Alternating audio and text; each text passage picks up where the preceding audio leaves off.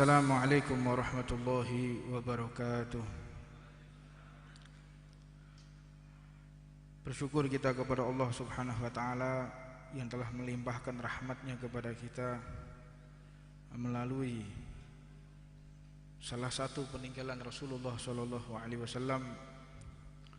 Mudah-mudahan di sisa nafas yang telah Allah berikan kepada kita, senantiasa Allah membimbing kita semuanya untuk mendekatkan takarub ilallah, mendekatkan diri kepada Allah subhanahu wa ta'ala.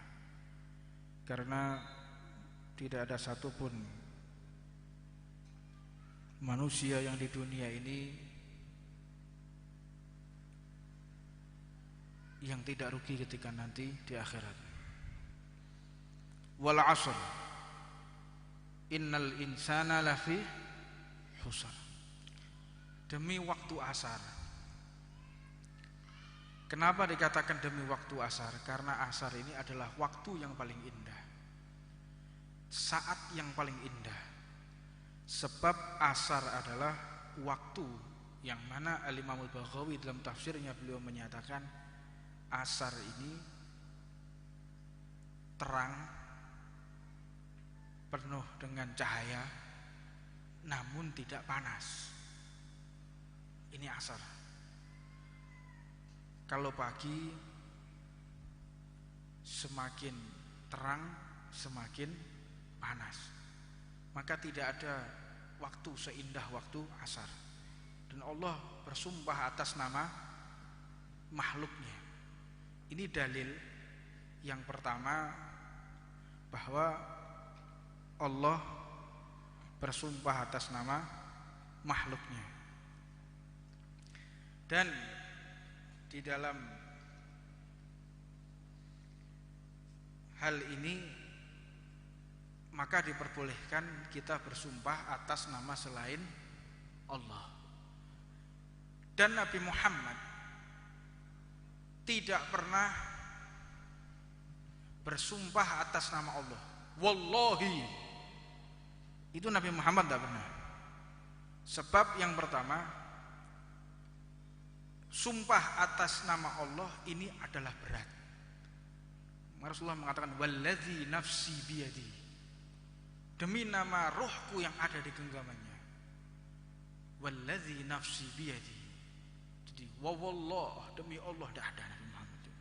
Karena orang kalau sudah mengatakan wallahi, demi Allah, pertama orang yang suka sumpah itu boleh dikatakan dalam satu hikayat, orang kalau sudah sedikit-sedikit sumpah ya, tenan ya, wallah ya, demi Allah ya, ini menandakan dia sendiri tidak percaya dengan dirinya. Dan orang kalau sering sumpah pasti dia sering bohong. Dan orang-orang yang siddiq, orang-orang yang jujur, dia jarang sekali menggunakan kata-kata sumpah untuk kepentingan pribadinya. Dan barang siapa bersumpah atas nama Allah, yang tidak percaya aja dosa. Ada barang hilang. Ada barang hilang. Kita jelas-jelas tahu tidak ada orang lain selain orang ini yang masuk ruangan tersebut. Ini logika. Fantasinya seperti itu. Kita punya handphone. Handphone tersebut kita taruh di atas meja. Sedangkan tidak ada satupun orang yang masuk ke dalam ruangan tersebut kecuali orang ini. Begitu orang ini masuk, enggak lama kemudian dia keluar, handphonenya hilang. Jadi tidak bisa kita untuk mengartikan ini dari orang lain, tidak mungkin. Sedangkan terduga pelaku tadi mengatakan wallahi, demi Allah saya tidak mengambil. Yang tidak percaya ini dosa. Saking tingginya sumpah atas nama Allah. Makanya sungguh mengerikan jika sudah orang bersumpah atas nama Allah digunakan untuk berbohong. Faliyatubillah min dzalik. Ini sangat mengerikan sekali ya. Wallahi, demi Allah, dia berbohong atas nama Allah, justru dia akan menyebabkan orang tersebut keluar langsung daripada rahmatnya Allah subhanahu wa ta'ala. Nabi Muhammad aja tidak berani. Walladzi nafsi Muhammadin biyadih, atas nama Muhammad yang ruhnya ada di genggamannya. Melanjutkan apa yang kita baca, yang pertama saya akan melanjutkan sedikit tentang masalah sholat yang kadang orang ini tidak tahu bagaimana cara sholat yang benar.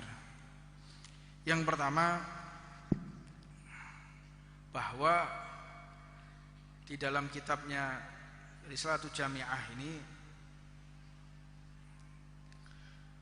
wa yajibu raf'un najasat, wajib seseorang itu keluar daripada mengangkat najis-najis minas thawbi wal badan wal makan.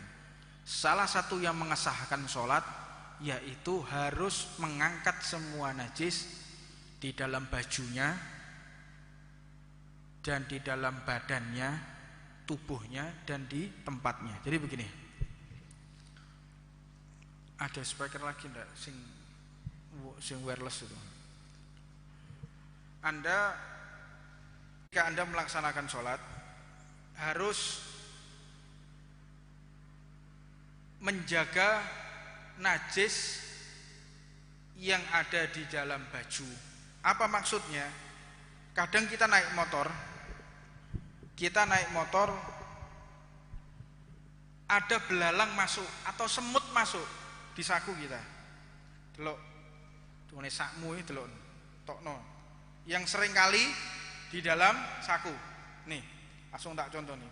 Keluarkan ini. Lihat. Cepitan-cepitan di baju ini, lihat. Kalau ada satu semut saja ada di baju kita, sholatnya tidak sah. Saya cuci biasanya 1 bulan sekali, atau kadangkala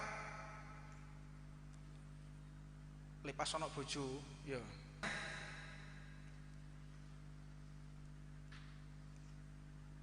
Satu minggu atau 2 minggu, ya. Pernah satu ulama ini imamahnya itu besar, jadi imamah ini duduk gaya-gayanan, ya.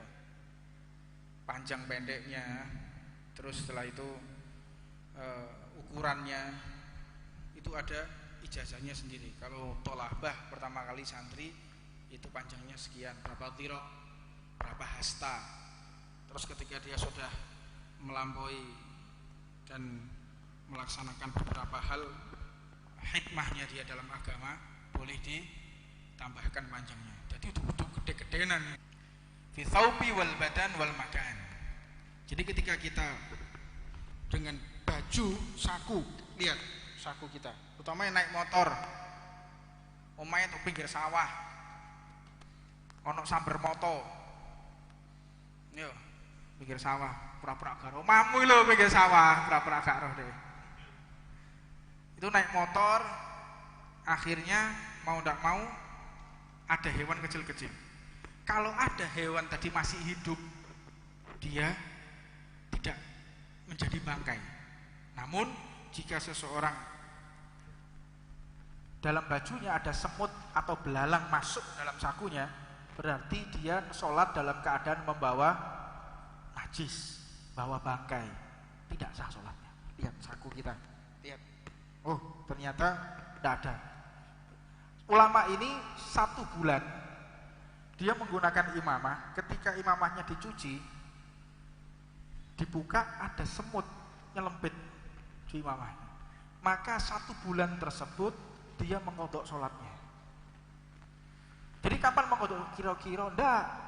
Kira-kira kapan mlebune semut iki? Takoni semut iki, gak iso. Jadi kapan waktunya mengkodoknya? Yang pertama kali ketika kita menggunakan, kita pakai baju ini. Baju ini kita gunakan selama 2 hari. Terus setelah itu kita naik motor, begitu kita mau cuci, lu ada belalang. Kapan waktu kita mengkodoknya?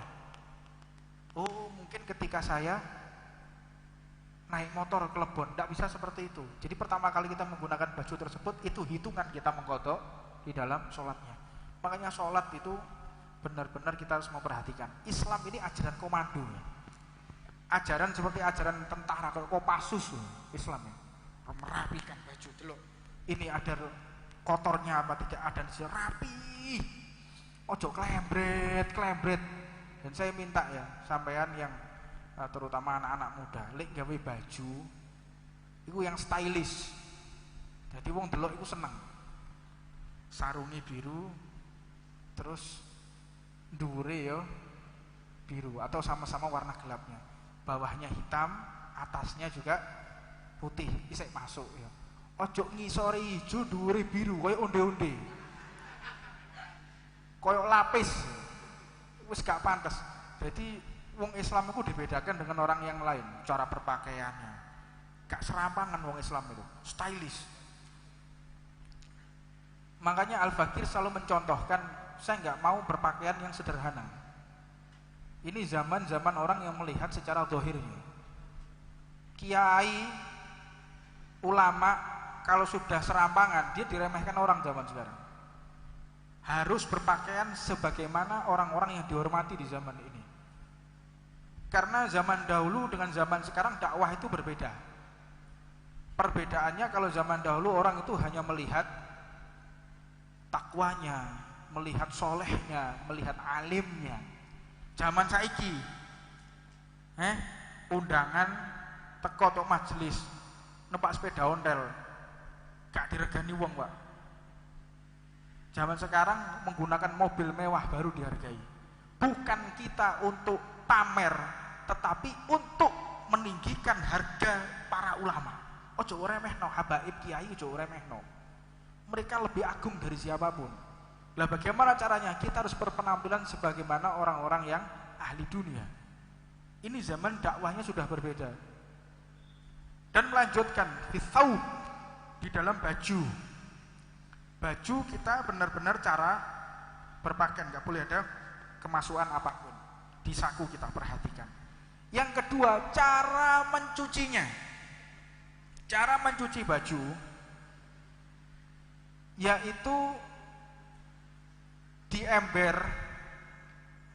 baju dimasukkan, di ember baju dimasukkan, setelah itu dituang menggunakan air. Air itu terbagi menjadi dua, ma'u itsnain, qalil wa katsir. Itu ada di babnya sendiri, bab fikih masalahnya. Saya ingin menjelaskan agar apa yang akan ke depan ini tidak keliru lagi, karena banyak yang bertanya. Mencuci baju, embernya harus kering dulu. Ini kita katakan pakaian yang najis. Pakaiannya najis, celana dalam, baju segala macam. Setelah itu baru dituangi air. Dituangi air, dicuci, setelah itu dibilas. Jangan sudah ada airnya, sudah ada air sabunnya, sudah ada air yang bersihnya, kita masukkan, najis semuanya. Gak sah dengan sembahyang, pakaiannya pakaian yang najis. Karena apa? Itu terhitung sebagai orang yang kejatuhan najis. Belum melotot nih, ora tau mbah-mbah gaya nemu. Kandang atau maanmu kandani, sampai rumah kandani, mak, bu, hati-hati ketika kita mencuci baju. Ini manfaat ketika kita dalam majelis. Sampai rumah sampaikan kepada orang tua kita, ibu-ibunya. Kering dulu baru dikasih air sabun, cuci. Selesai dibilas menggunakan air yang bersih. Tapi kalau sudah ada airnya kita masukkan, berarti menjadi najis. Pakaiannya enggak tepat. Yang kedua, fi badan wal makan. Baju dan badan. Badan kita jangan sampai ada yang namanya kejatuhan najis atau terkena najis. Nah, singkat, kalau kita wudu habis kerja, habis sholat, habis kerja terus sholat, dia langsung wudu dalam keadaan masih ada lumpurnya, ini tidak sah. Karena apa? Ketika kita masih ada lumpur, ada kotoran, harus pastikan yang keluar dari wajah kita, anggota wudu kita ini sudah bersih dulu. Bersih dulu. Kalau dikucurkan begini, sudah tidak ada warna lain kecuali warna air bersih. Masih ada lumpurnya, masih notos, masih netes lumpurnya. Gimana hukumnya? Ini tidak sah ketika melaksanakan wudu, harus bersih dulu. Sing senengane nggih body lotion. Sunnah yang paling bisa menghancurkan nafsu kita. Kalau nafsu kita nggak suka dengan sunnah ini, ya inilah yang paling barokah. Karena inti daripada mengerjakan sunnah itu untuk menghancurkan hawa nafsu kita. Maka di dalam badan sembayang, begitu sembayang, kejatuhan kotoran cicak. Nah, ketika kejatuhan kotoran cicak, misalnya ini, salahmu gak bangun ngarep ora ketok kowe. Kejatuhan daripada kotoran cicak. Nah, sholat. Ini tidak boleh kita ambil gini. Kalau kita ambil begini, berarti ini hamlun najas atau membawa najis. Jadi bagaimana? Langsung dikipatno iku. Apa basane dikipatno ya? Bahasa Indonesia nih. Ya dikipatno. Makanya bahasa surga setelah bahasa Arab itu bahasa Jawa hadirin. Yang paling lengkap itu bahasa Jawa. Jelosor mengarep apa? Jelungup ya. Ono bahasa Indonesia yang jelungup ya? Nggak ada. Lek mengarep jelungup, lek mengguri geblak. Gak ono bahasa Indonesia. Mana setelah bahasa Arab, bahasa surga pasti bahasa Jawa. Gak ono liyane. Aja ngenyek wong Jawa ya. Dikipat nih. Dan tidak boleh dibawa. Kalau dibawa berarti dia hamlun najas. Dia berarti membawa najis. Fisaub sudah wal badan wal makan. Kapan makan itu? Sab'ah a'dha sujud. 7 anggota sujud. Mana itu kening? Mana itu 2 telapak tangan, 2 lutut, dan 2 ujung kaki. Jadi lek sampean sembayang, kakinya nekuk gini dalam sujud ya, nekuk gini. Ini tidak sah sembayang ini. Ya. Jadi kakinya nekuk. Ini jari-jari. Harus manjat, kudu mancal. Nah. Kalau gini gimana? Dia tidak sah sujudnya. Kalau tidak sah sujudnya berarti tidak sah sholatnya. Dan tidak boleh terhalang apapun. Kaki, lutut ini tidak boleh diwakilkan atau nekuk ini tidak boleh. Dan harus dipanjat. Sujud sampai gini, sampai ngepel. Iki sembayang kok kungfu ya. Tidak boleh. Sholat sama 1 jari. Sah apa enggak? Sah. Kok kayamu yo penting itu yo. Sah. 1 jari ini. Bib, saya sholat sama sekalian melatih tenaga dalam. Ambil jentian. Jari kelingking. Sah apa enggak? Sah. Dan terkhusus bagian kening. Bagian kening ini jangan sekali sing senengane kopian ambles. Ambles no. Wong wis kopian ambles mesti gak enak wong. Titeni sapa wae. Pokoke wis kopian ambles ketok alise to. Mesti juwen sih model-model ngene. Roto lho ya. Tak delok-delok pancen iya kok. Sampai lek sholat terus sujud sak kopiah-kopiahe pisan. Anda sujud ini keningnya ketutupan sehingga ikut bergerak. Jadi benda yang ikut bergerak. Contohnya kayak gini. Syal. Ini syal. Terus ketika sujud, nah gini, tidak sah. Karena apa? Benda ini, syal ini ikut ketika kita bergerak. Bib, salku dawane 100 meter, masih 10 kilo. Paham? Jadi kainnya itu dawane 10 kilo. Membantah wae heran. ini tetap tidak sah. Terus bagaimana kalau kita sudah terlanjur begini? Maka langsung lepaskan. Nah, ini menjadi sah. Ya sudah terlanjur gini, bagaimana lepaskan begini? Karena tidak beradab kalau kita mengangkat lagi.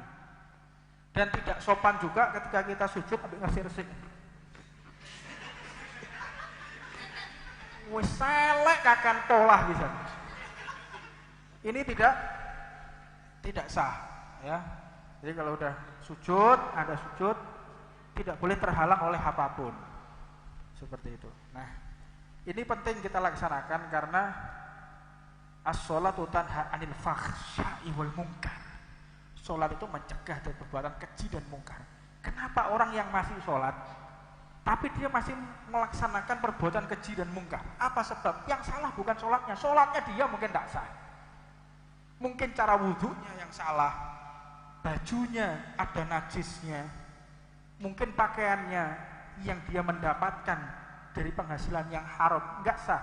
Sholat itu akan mencegah dari perbuatan keji dan mungkar. Pasti Allah Maha menepati janjinya.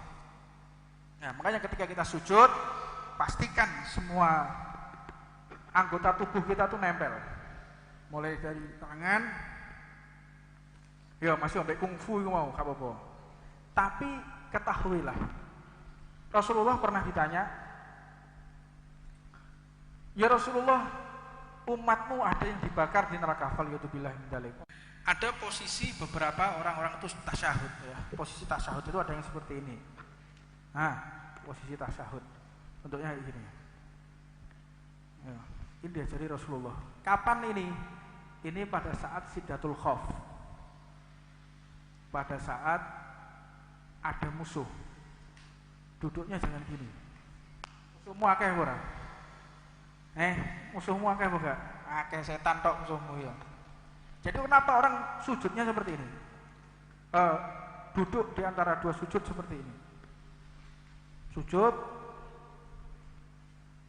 duduk di antara dua sujud, terus sujud lagi.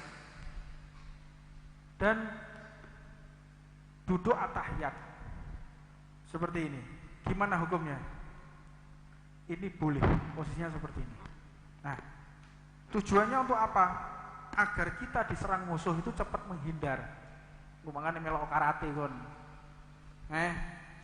Nganggur karena penggawean. Melok karate, bergabung karate. Sebentar lagi kita mau mulai lagi. Daftar di laskar sana, rodok sehat. Wis tok omah karena penggawean luntang lantung meneng. Nasibku kayak begini tambah bongko kowe. Gerakan tubuh kita. Maka kita akan ada fasilitas sebentar lagi ini. Saya kemarin ketemu sama putranya Pak Tri Sutrisno, Brigjen TNI Kunto. Itu punya Pak Tri Sutrisno. Beliau menjelaskan kepada saya, Beb, kita akan ajarkan masyarakat ini. Nanti kita melalui Habib, siapa yang mau, dan kita nanti bisa ketemu di lapangan aku. Ya kan, langsung kita turun. Terus yang mengajar siapa? Yang pertama insya Allah dari bapak-bapak dari TNI yang ngajar. Terus yang berprestasi saya akan kirim ke Batu Jajar, latihan sama Kopassus. Ikut karate, bela diri yang langsung dinaungi oleh Bapak Kapolri, Bapak Kepala Polisi Republik Indonesia, Bapak Idham Aziz. Ya, mudah-mudahan diberikan panjang umur dan sehat walafiat. Nah itu. Nah, saya dapat arahan dari Pak Kunto, Pak Tri yang paling bungsu, Pak Tri Sutrisno, untuk ngajak antum semua santri-santri ini ikut digalang, karena situasi ke depan tidak menentu. Kalian harus paling tidak itu di negara-negara lain sudah menerapkan wamil, wajib militer. Nah, kita umat Islam sudah disunahkan oleh Rasulullah untuk latihan bela diri. Itu insya Allah tidak lama kemudian, tidak lama lagi insya Allah kita akan mulai adakan yang bertempat di daerah Kompi, ya, di Kompi C, ya, latihan lagi. Insya Allah kalian yang tidak ada kegiatan di luar, insya Allah saya akan dampingi. saya akan dampingi langsung. Apa persyaratannya? Kakak yang penting hadir, bajunya tak kei gratis, bisa. Tapi harus hadir lebih dari 20 kali dulu. Sodro nih repot nih. 20 kali tanpa absen saya bebaskan untuk biaya masalah pakaian. Itu motivasi buat antum semuanya. Walhasil apa yang akan kita laksanakan tiada lain adalah perintah Rasulullah SAW, dan alhamdulillah kita punya pejabat, kita punya umara yang perhatian kepada santri dan masyarakatnya. Wallahu a'lam. Insyaallah besok hari Selasa sementara majelis tidak ada, kita akan adakan majelis hari Selasa ini nanti diganti hari Sabtu malam Ahad sebagaimana rutinan majelis Ar-Ridwan. Hari Sabtu malam Minggu kita akan adakan lagi setiap malam Minggu. Dan banyak yang bertanya, Beb, bagaimana cara ngundang Ar-Ridwan? Ar-Ridwan sudah bisa dilaksanakan, namun untuk sementara waktu kita tidak diadakan di lapangan. Kita mulai dari masjid ke masjid lagi sebagaimana dulu pembukaan majelis Ar-Ridwan pertama kali. Ar-Ridwan pertama kali dulu dibuka oleh Habib Jamal, oleh guru-guru kita, itu dari masjid ke masjid. Kita di refresh lagi.